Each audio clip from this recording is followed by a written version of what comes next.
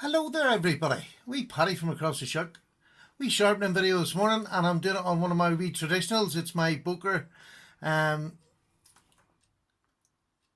this was a gift from an anonymous donor who didn't want to be named. I know who it is, but he didn't want to be named, and it is one of my favourite little knives, and it's the one that sort of wanted me to make. It's given me that enthusiasm to go into traditional knives a bit more. But, so there she is. Now, she needs a sharpen. She's not blunt or dull by any... I never let them go that dull before I sharpen them. But I've always sharpened this on just one of my wee hand stones.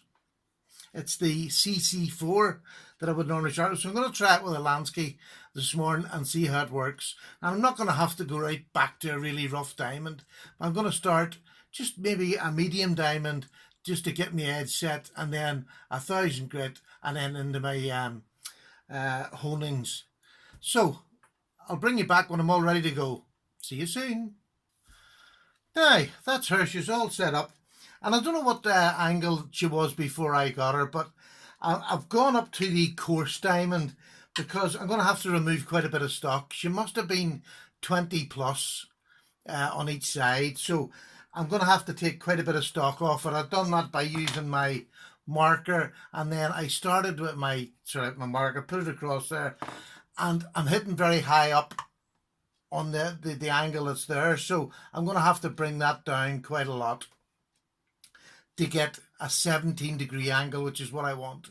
I've started to put that in nearly all my knives. Now I've changed from a 20 to a 17, and it was Pete over at Cedric and Ada channel who was doing testing. Now I'm not going as extreme because I'm not testing extremes, but he was saying these blades, even the cheaper steels like 440, can take a sharper angle and give you a much nicer sharpening tool, and it comes back with a strop. So that's why I've tried it on a few knives so far, and they've all been quite successful. So I'm going to go down and give it this time.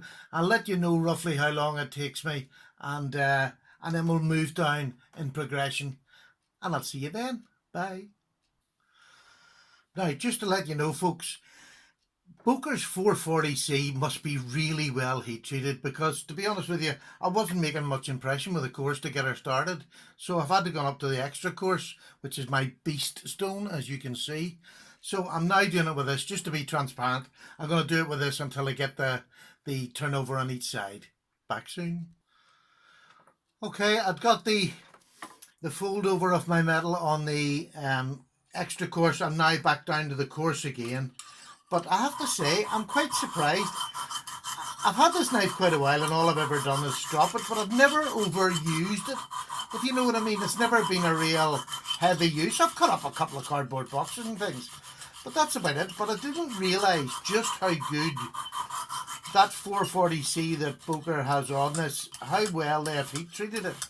It's a hard steel. Well, you know, for 440 it's not, but I just noticed the difference between it and say my Ganzos.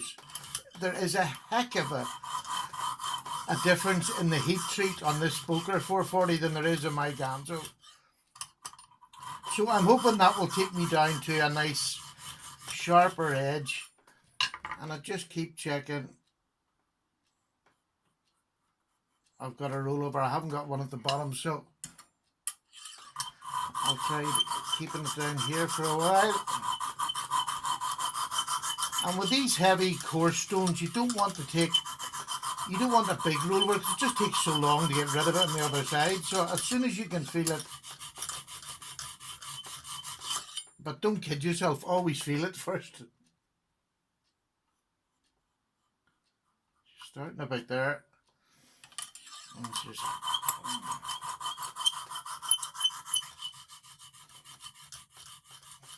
And whatever angle I've got here, I'm getting I don't know whether it's the tip of this was maybe a bit fatter than normal, but it's broad. I'll show you it now once I've got it. It's a broader sharpening angle up at the tip here. It might just be the way I have it, and I need it moved up on the back of the knife, but I don't mind as long as it cuts. I couldn't care less. Now,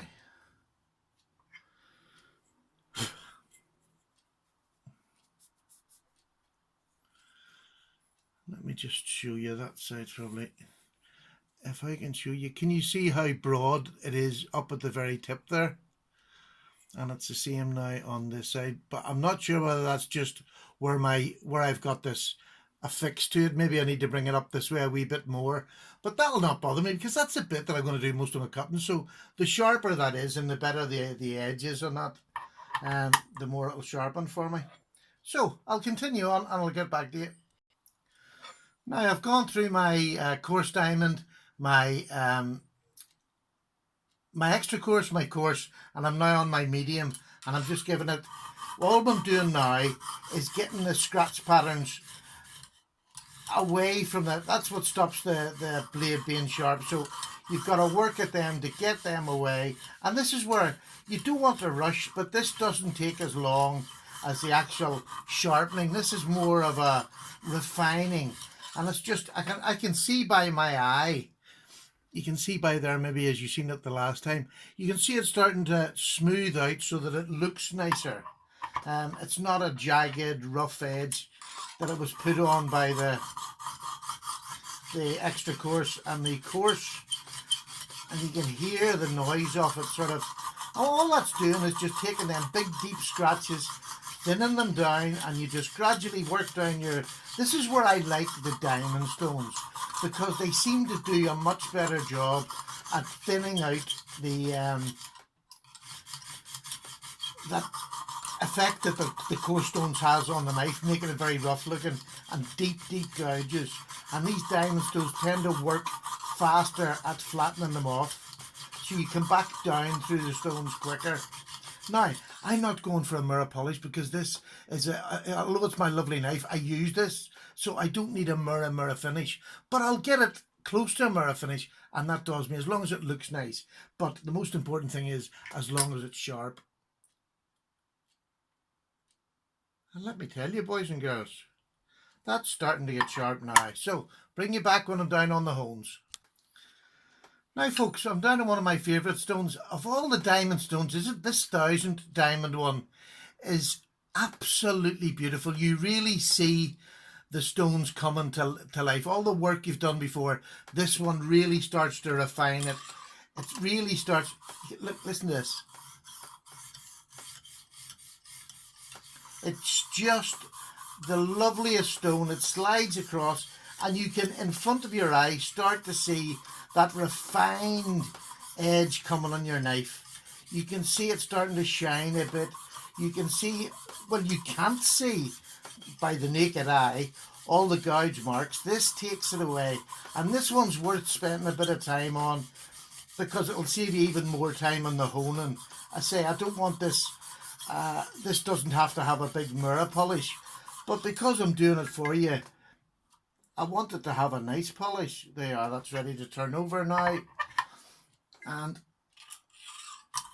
yeah, this one's the one that just, listen.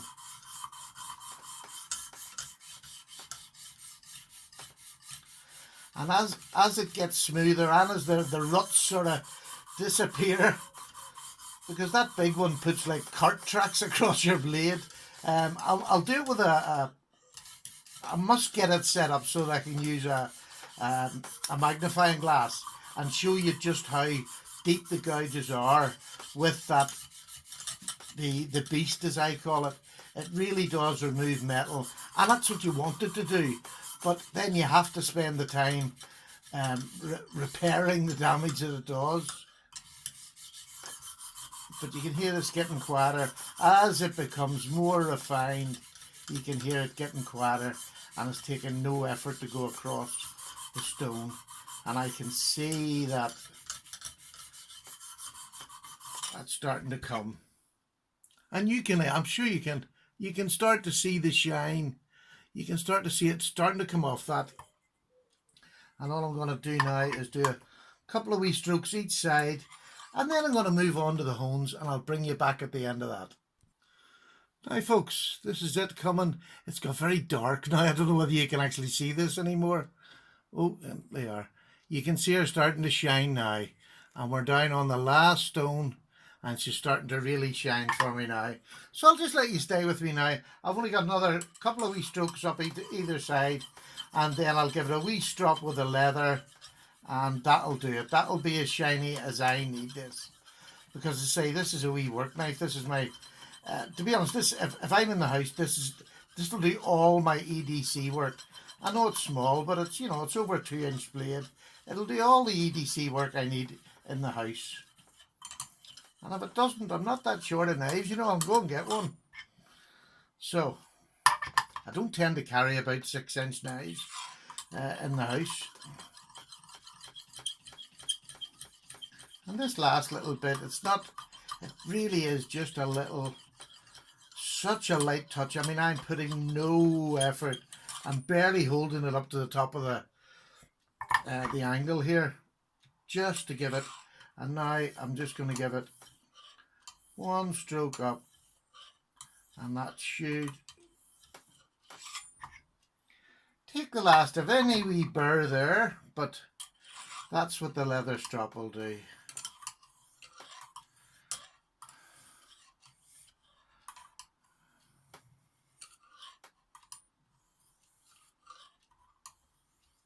There now. So that's it. And this is my leather strop. I do have a hand strop, and I would go in and probably sit and hand strop this evening, just to bring it up a bit shiny. I say I don't need to, and I don't, but sometimes I just do it. But I'll be able to show you a nice, clean surface that's maybe not mirror polished, but it's as good as I'll ever need.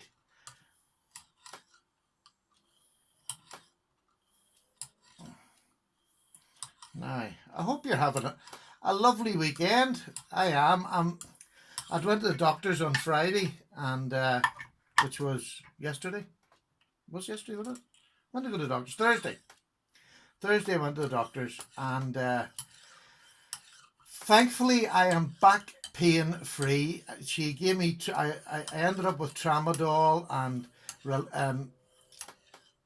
anti-inflammatory tablets and anti-sore stomach tablets, because I'm taking so many tablets and the prescription of them. So I have no back pain at the moment, and I can't tell you, for 2 days now, and I didn't realise just how long I'd had it for. It's just them tramadol. Now, I'm as high as a kite most of the time. They're slow release, but by goodness, for the first couple of days, like any tablet you take, it really does hit home. So I just thought I'll do this wee video now. I've taken my morning tablets there, and by about another hour or so I'll start to feel a bit giddy. And Stephen and giddy, or Paddy and giddy, is not a good recipe for making videos. I haven't tried yet, so, and I don't want to start. So folks, that's it. I'm going to take it off this and I'll let you see it. And that is taken sort of 13-14 minutes. So, you know, and then the time that I'd shut off in between, just maybe double it. So about half an hour, and it does a really nice finish on your knife. So I'll turn it off now, and I'll bring you back when I've untaped it. Hello there, back again. And the wee knife, that's her done. That's her done and taken off now.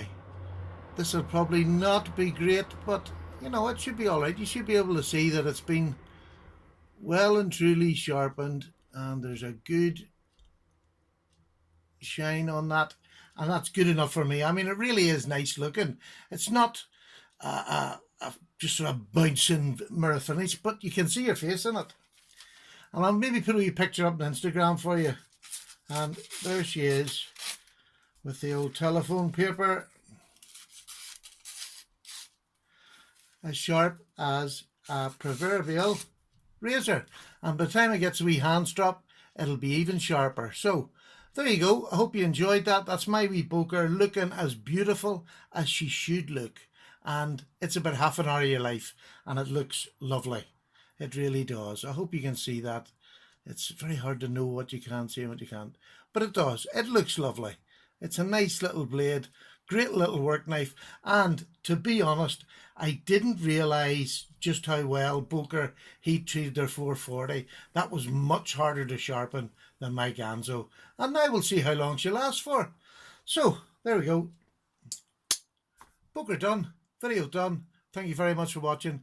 I hope that cut down version was okay. You can let me know in the description if it was okay. Take care. Bye bye. Away for a wee cup of tea.